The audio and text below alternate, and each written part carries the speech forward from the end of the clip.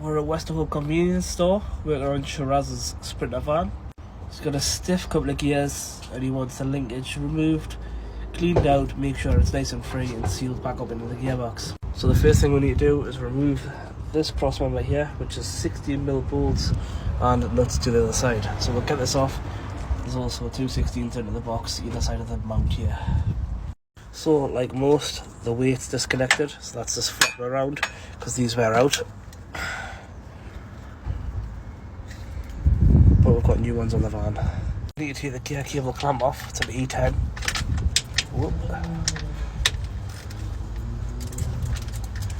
That's that off. Now we can pull back these white clips and wiggle them, and these cables will come off. I'm going to use two hands really when they're this tight.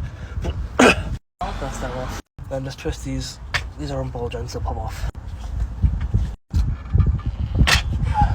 And you can inspect them, they don't look too bad. This rubber boot is off, so is this one, so I don't know if someone's been playing around without greasing it, but you need to put them boots back on, else they'll just fill full of water, corrode up and you'll get stiff gears.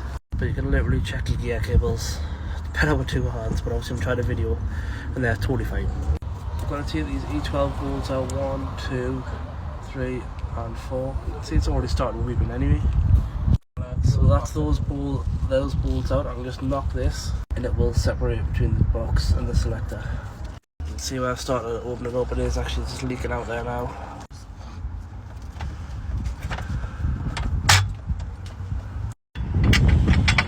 Wiggle this out, remove the shifter as well, might be easier that way. And that's it out there. Barely any sealant on it. Loads of debris.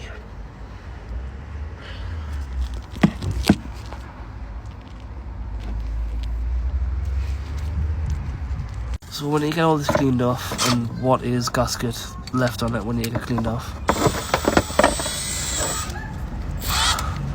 chunks of dirt.